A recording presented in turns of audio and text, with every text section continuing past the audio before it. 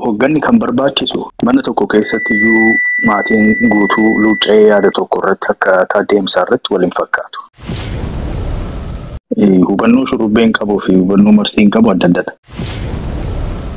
Jaarraa meeqa keessa bara 50 irraa kaasee hanga irraa alagaan waan alagaan dhugootarra waan nuti uummanni Oromoo godhee turre guddaa. Karaa nagaa kana fudhatanii galanii haasa'anii nageenyuma isaaniif gaariidha.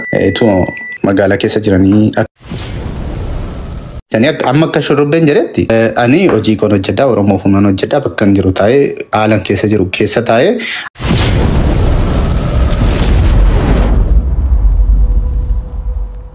Yoo yaarka fuunee ashamaa hordoftoota fi kabajamtoota maatii jiru miidiyaa nageenya keenya bakka jirtanitti isin dhaqqabu isiniin jenna odeeffannoo guyyaadhaa nu bargaan qabannee isiniif dhihannee jirra. Odeeffannoo keenya keessa mootummaan keenya waraana bilisummaa Oromoo biyya keenya keessatti argaman irratti opereeshinii gaggeessuudhaaf ibsa baasee ibsa sana dhaabachuudhaan waraanni bilisummaa Oromoo biyya keenya keessa jirus ibsa baasee jira. Ibsi mootummaan keenya baasee maali? Waraanni bilisummaa hoo ibsa akkamii baase kan jedhus qabadhee isiniif dhihadhee jira. Odeeffannoo keenya biraatiin dhiheenya kana wanti sooshaal miidiyaa irra deemaa tokko hin jira. Innis jaal shurrubbeen waraana bilisummaa Oromootti uftaa kan jedhu dhuguma jaal shurrubbeen waraana bilisummaa Oromootti uftaa moo deebi'uuf hin ta'u odeeffannee qaba. Kanas bal'inaan kan isin biraan geenyu ta'a. Egaa hordoftootaa fi kabajamtoota maatii jiruu miidiyaa kun hangafoota oduu keenyaatu oduu kanaa fi kan kana fakkaatan kan biroos qabannee isin dhiyaannee jira. Namoonni jiruu miidiyaadhaaf haaraaf yookaan subscribe hin godhin subscribe gochuudhaan maatii jiruu miidiyaa akka taatan isiniin jenna. Akkasuma like share gochuudhaan nu jajjabeessaa dhaamsa keenya. Gara bal'ina odeeffannoo keenyaatti isin dabarsina. Isin saamma xumuraan faana turaan affeerraa keenya.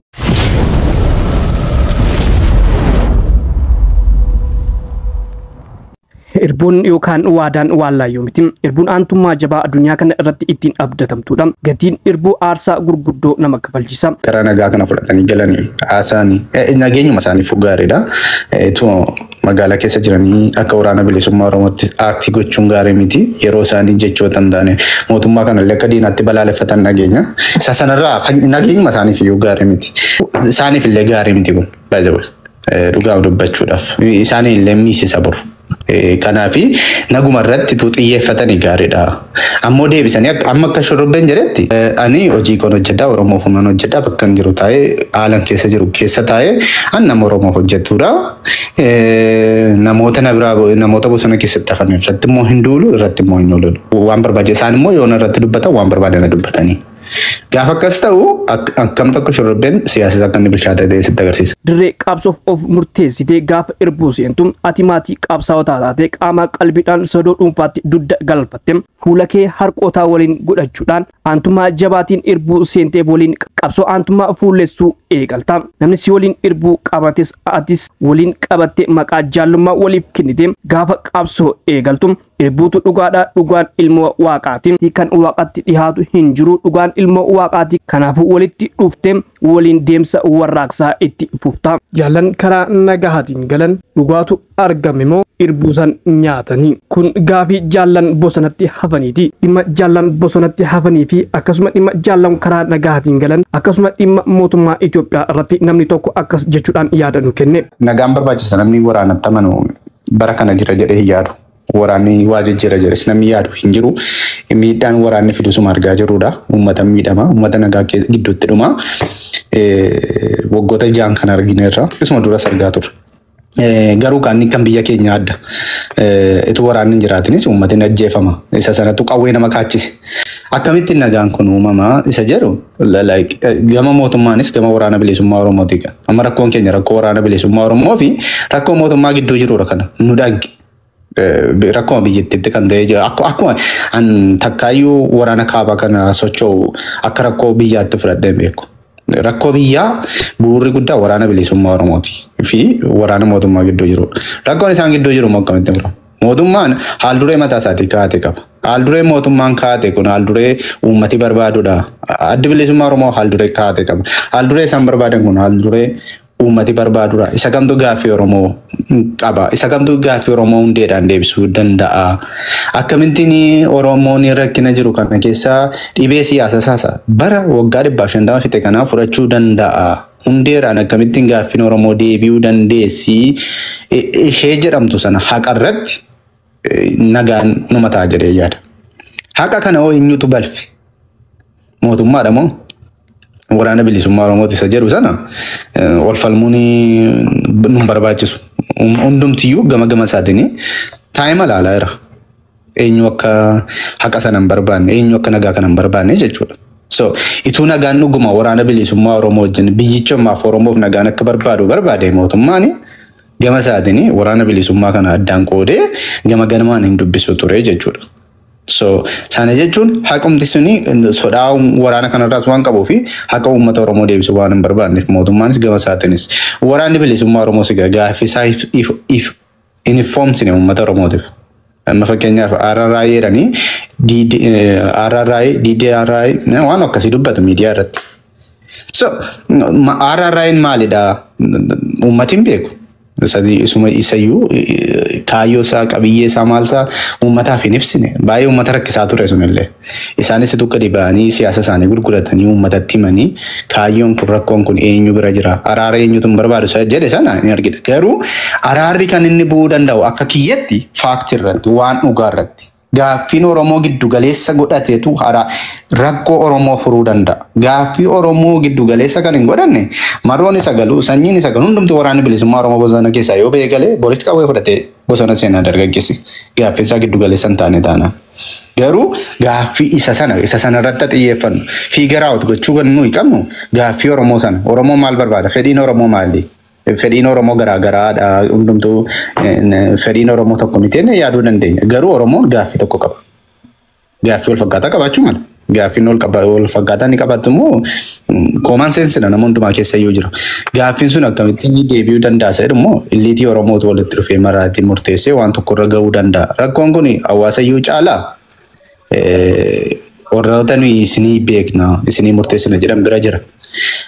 Kanaaf dhaamsaan shurrubbeedhaaf dhaamu warri si jalatti leenjanii guddatan miidiyaan dhufan akkuma keetti dubbataniiti dhugaan siin jira atakaarooniin uumamu amma atakaaroon warra bosonatti hafee fi warra gale gidduu mootummaanis kanuma barbaada sababa haqa sirrii hin barbaanneef nagaa sirrii waan hin barbaanneef warri bosona jiranis mootummaan akka galan hin barbaadu maaliif yoo galanii waan sirriitu gaggeeffama lafarratti uummata sirriitu uummata isaa gaggeessa nama sirriitu uummata isaa gaggeessa saamichi isheen isaan gochaa jiran kun irratti waan ta'eef nagaa guutummaa guututti hin barbaadanidha. Gama sanaanis akka abbaa irrummaa waan agarsiisaniif namoonni mootummaa abbaa irree agarsiisu yeroo baay'ee nagaa uummataan barbaadu waraanatti hirkatee dubbii barbaada. Nagaan guutummaa guututti yoo bu'ee waraana bilisummaa Oromoo miidha osoo hin taane mootummichatti miina keessumaa kaabinee biyya keessa jirantutti miina margaa akka isaan itti qabeenya uummataa saamanii akka isaan itti jiraachaa jiran jechuudha. Gara nagaatti dhufuudhaa fi isin warri kaleessa sabaaf ittanii manaa baatan yoo quuqama sabaaf dhugaamatti warri baatanii saba kanaaf lolaa turtanii warri isin kaleessa lolaa turtanii amma warruma isin keessa jirtanidha. Kaayyoo sanas beektu kaayyoon sunis akka dhugaa ta'e manaa baatan beektu waan ta'eef jaallan isin biraa afanitti mufachuu dandeessu walitti buutanii waan biraatti. Isa sana isintu beeka. Garuu kaayyoo isaaniin malmuufattanii kaayyoo saba keessaniitu jallata gaafa nuyi isaaniin mormu gaafa nuyi wal morminu. Gaafa keessumaa warri kaayyoo tokko irra ture wal mormu ituu isaanii wajjin morminu siluma warri diina jettanii lolaa turtanii kaayyoo isaanii dheereffatu haala isaanii mijeeffatu waan ta'eef ituu ishee kanarraa xiqqoo of qusattanii akkuma barbaadanitti garuu saba keessaniif hojjettanii gaariidha. Waraana jaallan keessan kaleessa wajjin manaa baatanii wajjin dheebottanii duddan irratti kaasurra lafuma jirtan taa'atii Oromoodhaa fi hojjedhaan isiniin jedha dhaamsi koo. Dhimma qabsoo Oromoo kana irratti Jawaar Mohammadis akkas jechuudhaan ibsa. Oromoo keessatti garaagarummaan yaadaa ni jiraata. Ta'ullee immoo hubannaan baay'ee jiraachuu hima. Irra caalatti immoo Oromoon wal dhiibaa jiru lama qofa. Warra ajjeesaa jiruu fi warra saamaa jiru. Inni kaan immoo kan ajjeefamaa jiruu fi saamamaa jirudha. Kanneen wal hubachiisuudhaaf hojii guddaan hojjetamaa jiraachuu akeekee jira. Jawaar Mohammad itti dabaluudhaan akkas jechuudhaan dubbata. Karaa kamiinuu nageenya fooyya'aan biyya keenya keessatti bu'ee dhimma siyaasa diinagdee fi hawaasummaa akka uummanni bal'aan biyyattii barbaadutti lafa qabatee diriiree mul'atu qaba jedhee jira. Dhimma nageenya akkamitti dhufa jedhuunis obbo Ayyaanaan akkas jechuudhaan ibsa. Amma karaa nagaatti akkamitti deemamaa gaafa jedhamu tokkoffaa Oromoon ta'uunsaa irraa mulqamuu hin danda'u. Namni tokko warri wal lolaa ba'anii akkasitti walirratti abidda buusaa ba'anii gaafa walitti dhufanii nagaa walii kennanii ammamitti akkama wal mararsiifatan anatu arge. Namni arge ni dubbata marsiinfaa shurrubbeensiffaa dhugaa ba'uu danda'u. Because nu gidduu kan jiru jibba miti. Fedhiidha. Fedhii siyaasaa, fedhii isa sila dubbadhe, fedhii dhuunfaanis Hooggannis waan baay'eetu jira. Isa sana wal gidduudha amma danda'amu dhabamsiisne. Isa dhabamuu hin dandeenye immoo nagaadhaan akkamitti karaa wal ilaannee wal kabajnee deemna jennee balbala banuutu nu barbaachisa. Nagaan akkan dhufne jalqaba karaa kan cufee jiru waltajjiin siyaasaa cuccufamaa ta'uu isaati. Waltajjiin siyaasaa immoo kan banamu isa catch-22 kanaan diramidha. Kan cufamu tokkoffaa waltajjii siyaasaa cufuu irratti guddaa kan ta'e qawweedha. Gaafa qawwee walirra kaastee jettu ani ebaluun dhabame malee jedha. Mootummaan kun PP'n yookiin mootummaan kun dhabame malee gaaffiin koo hin deebi'u jettee yaadda taanaan warri mootummaa keessa jiran immoo waraanni bilisummaa Oromoo dhabame taanaan nagaan hin argamu jedha taanaan gara nagaatti deemuu irratti kan sakaalee qabatee jiru akkaataa itti yaaddudha. Dhabamsiisuu irratti qofaadha xiyyeeffattee kan jirtu. Akkamitti otoo obboleessa koo hin dhabin amma inni jiraachuunsaa Oromoon humna itti dabalate. Amma warri galan kun jedhamee namoonni akka nu expire shelfii irratti akka ta'an godhamee kan haasamu nan dhiba. Oromoo irratti humnatu dabalame. At least wal dhaggeeffatee kan deemuu danda'u wal hirjisuu irraa kan of qusate uummatas kan miidhuu keessaa bahee humna guddaa tokkotu ijaarame. Siyaasaan waliif fakkaatu ta'a. Yaada adda addaa qabaachuu fedhii adda addaa qabaachuu ni danda'a. Garuu at least ilaafilaamee qaba. At least wal dhaggeeffata. At least waliin ajjeesu. Gama sanaatti akka deemamuuf haa hojjennudha. Silas kan dubbachaa ture miidiyaa kanarratti wanta ta'uutu especially hooggantoonni lafarra jiranii akkuma sagalee uummataatti godhanii warri yaadan jiru. Sanaaf dhaggeeffachuu turre sagalee uummataa. Nuyi sagaleen uummataa isa dhugaa isa kam akka ta'e asirratti calaqqisuu jalqabuutu nurra. Isa lafa jiru asirratti agarsiisuutti lafarra kan jiru uummanni keenya ammam gammachuu akka qabu. Amma tokkoyyuu yoo ta'e keessaa qawween kun Oromoo gidduutti kan jiru gadi qabameera isa jedhu sana gammachuu akkamii akka qabu ni beekna baay'een keenya. Maaliif gammaddanii jennee as baanee lallabna? Waan gammachiisu miti jenna. Dhugaan jiru garuu isa miti. Uummanni keenya gammachuu qaba. Borus immoo warruma ammas lolaa jiran kana qawween gadi qabamee uummata keenya irraa qawween kun yoo ka'e nagaa fiduu irratti uummatni gaafa qawween keessaa ba'u humna argata. Waa dubbachuu danda'a. Hiriira ba'uu danda'a. Dhiisaa jechuu danda'a. Amma ukkaamamee kan jiru waa jedheennaan ebaluutu na dhaadha. Waa jedheennaan ebaluutu mana koo fudhataadha. Ijoollee kootu ajjeefamaadha. Sukannaa'ee afaansaa cufate akka taa'u kan godhe qawween isa keessatti deddeemuu isaati. Ganda isaa keessatti qonna isaa keessatti bakka qawwee bakka lolaa ta'eera. In this place uummanni akkamitti dubbata, akkamitti fedhiisaa gochisiisa, akkamitti siyaasa keessatti hirmaata, waltajjii siyaasaa bal'isa hin danda'u. Sanaafidha xiyyeeffannaa first number one no war gaafa jennu namni baay'een ni kolfa akkamitti maal jedha. Number one no war irratti otoo gaafiin hin deebiin otoo gaafiin hin deebiin. Gaafiin uummataa otoo hin deebiin immoo yoo danda'ame deebisi. Garuu otoo hin deebiin iyyuu jalqaba qawween haa ta'u. Priority achi gaafii deebisiisuun mariidhaan ta'a, waltajjii siyaasaa keessa ta'a, ilaafilaameen ta'a, dhiibbaa sabaatiin ta'a akkasiin gochuu dandeessa. Qawween sun otoo achi jiru garuu gaafiin uummataa miti kan deebi'u gaafii isa cimaatu irratti tuulama.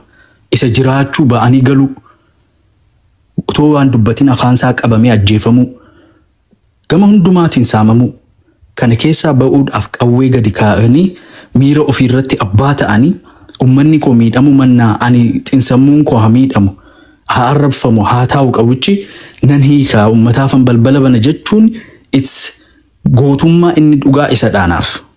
So akkasitti noo baddaan jedhaa fayyaa ta'a. Jaalshurrubbeen bosonatti dabalamuudhaaf wanti jedhu soba garuu mootummaa mormuu hin dhiisne waa'ee jaalshurrubbee dabalate jaallan karaa nagaatiin galanii mootummaa mormaa jiraniif obbo Ayyaanaan akkas jechuudhaan waa'ee isaanii dubbate. Afaanumtuu sitti bara. Diina waliin jechaa baate gaafa haasoftu afaanumtuu sitti bara tokkoffaa. Lammaffaa hoogganni kan barbaachisu mana tokko keessatti iyyuu maatiin guutuu luucca'ee yaada tokko irratti akkaataa deemsaa irratti waliin fakkaatu. Hubannoo shurrubbeen qabuu fi hubannoo marsiin qabu adda addadha. Kanaafidha tokko hooggana kan ta'e tokkummaa isa taanee kan jiru jechuudha. Leader and follower for a reason ta'a jechuudha. Kuni waan tokkodha. Lammaffaa kaayyoo qabsoo Oromoo keessatti kaayyoo Itoophiyaa diiguu waan jedhamu hin jiru. namoonni beekumsa siyaasaatiin qabsaa'aa turanii kaayyoon isaanii uummata isaaniif bilisummaa guutuu godhanii filannoo ofii isaatiitiin akka itti jiraatu deemsa biyya isaatii Itoophiyaa kanaa wajjinis ta'ee isaa achi haa filatu jedhanii hiree murteeffannaa isaa irratti qabsaa'anii malee diiguudhaaf hin qabsoofne. Which means biyya sana kan bulchu mootummaa sanaa wajjin nagaa ni uumu taanaan dhaqanii itti masakamu jechuu miti yaada isaatiin PP keessatti siyaasa isaatiin guutummaa guutuutti ni masakama jechuu miti. Kan immoo kan si dhibu baay'een keessan beektu piikchariinis miliqee bahee ture ani dhaqee haasofsiiseen ture. Namoota kumaatamaan warra hooggananii jeneraalas jaalsanyiis wal bukkee mateenyee haasofni waa'ee kana. Siyaasaan walitti wanti masakame walitti wanti baqee tokko hin jiru. Akkaataan deemsaa wal waraanuu keessaa ba'anii uummatarraa kana haa kaasnu karaan kun hin deemsisu jechuun har'a irratti yaadinni sun gaafa dubbatu inni kun ameen jechuu miti. Sanaaf akkasitti hubannee yoo deemne akka malee akka diinaatti akka namoonni ammas akka lolaa jiranii dubbachuun gara gubbaatti gaafa baatu namoota hubannoo siyaasaa qaban bira gaafa deemtu hin argitu. Because beeku war talk kan jedhamu jira. Lola qofa otoo hin ta'in haasaa lolaas ni balleessitaa jechuudha. Sanaaf isa akkasitti hubachuun barbaachisaadha. Mootummaan keenya kutaalee kaaba biyyattii marsaa beefitii fi Osolo keessatti waraana bilisummaa Oromoo irratti opereeshinii waraanaa eegaluu ibsee jira. Maqaa opereeshinii yakkamtoota baasuu jedhuun wiixata gurraandhala 3 bara 2025 kan eegale opereeshiniin kun iddoo dahoon waraana bilisummaa Oromoo qulqulleessuuf akka ta'e poolisiin keenya ibsee jira. Opereeshiniin kun erga mootummaan Itoophiyaa fi Keeniyaa waliin ta'uun waraana bilisummaa Oromoo yakkoota adda addaa naannawa kana keessatti raawwachaa jiru jechuudhaan himateeti. Aangawoonni biyyattii lameenii daangaa irratti qaama yaaddoo nageenyaa uumaa jiru kaasuun wayita mari'atan maqaa shanee jedhu kaasanii jiru. Ibsa mootummaan keenya waraana bilisummaa Oromoo irratti tarkaanfii fudhadhu jedhee baase irratti waraanni bilisummaa Oromoos ibsa baasee jira. Waraanni bilisummaa Oromoo waraana keenya waliin lola tokkollee akka hin qabnee fi isaan loluufis akeeka akka hin qabne ibsee jira. Gorsaan ajajaa olaanaa ABO kan ta'an obbo Jireenyaa Guddataa yaada BBCf kennan irratti lolli nuti qabnu mootummaa Itoophiyaa waliin yakki waraana bilisummaa Oromoo irratti akka maxxanfamu kan godhu mootummaa Itoophiyaati jedhan. Mootummaan keenya daangaa isaa keessatti opereeshina gaggeessuuf mirga qaba kan jedhan obbo Jireenyaan kana dura dhaabbachuudhaafis karoora hin qabnu jedhanii jiru. Mootummaa keenya irratti dhukaasni gaggeessinu hin jiraatu ammoo gama Itoophiyaatiin yoo dhufe ofirraa qolachuun waan hin oolle jedhan. Daangota irratti humnoonni adda addaa yakkoota raawwatan hunda fuudhanii waraana bilisummaa Oromoo ittiin himachuun ammoo dogongora jedhanii jiru obbo Jireenyaan.